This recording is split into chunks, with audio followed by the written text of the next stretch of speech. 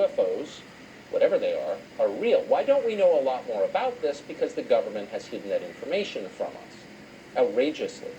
But now some of that information has come into public view thanks to a new documentary called The Phenomenon.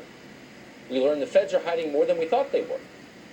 All we're saying, nobody has to agree that why it's there, but shouldn't we at least be spending some money to study all these phenomena?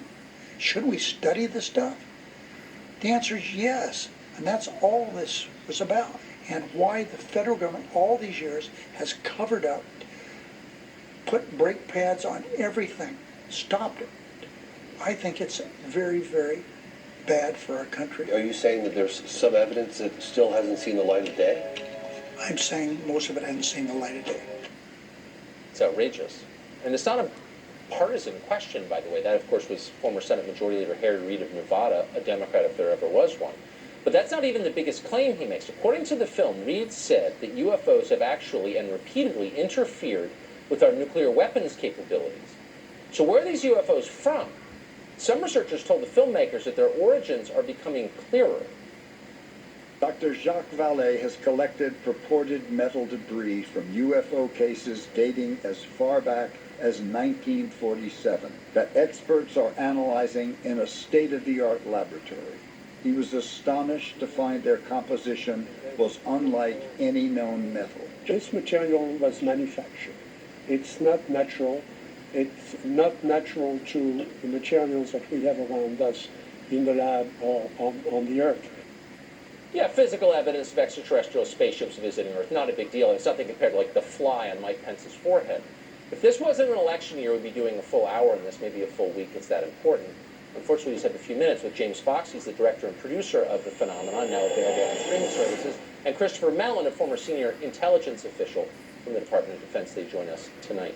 Mr. Fox, first to you, thank you both for coming on and for making this film. I just want to ask you in turn about these two strains from the documentary. The first, to you, James Fox, is the question of the nuclear weapons facilities. How often do we think UFOs have visited and why? Well, that was one of the big bombshells that Harry Reid dropped during production of the film. It really kind of caught me off guard because it's the first time, a government official of his magnitude, of his level, had revealed that these UFOs were not only seen over, super secret nuclear weapons facilities, but they were interacting, shutting on and off some of the missiles. He went as far as even saying that if the president had called upon to launch the missiles on several occasions, they couldn't have done it. The missiles were deactivated. And this has also been happening in Russia.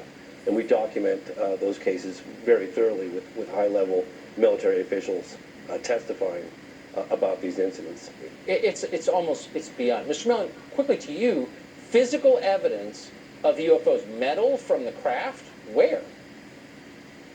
Well, this is, my congratulations to James. This is the most informative and engaging documentary, an important documentary on this subject, because it's no longer a theoretical issue, as you've observed. This is now, the Defense Department has confirmed this is happening. Congress is asking questions. They're asking for a report. So this information, people need to get an understanding and a context with which to sort of process and absorb this. In terms of the materials, there are private researchers, Jacques, perhaps foremost among them, also to the STARS Academy, that have materials and are funding research. Jacques is a meticulous scientist, so he's sending it to peer review in multiple labs. But the gist of it is that those materials were engineered at an atomic level. It's a capability that we don't even possess. If they can prove that and demonstrate that, that'll raise a lot of interesting questions. You think? You've been on this for a long time, Christopher Mellon. I appreciate it. Thank you both. Congrats on the film. Have a great week.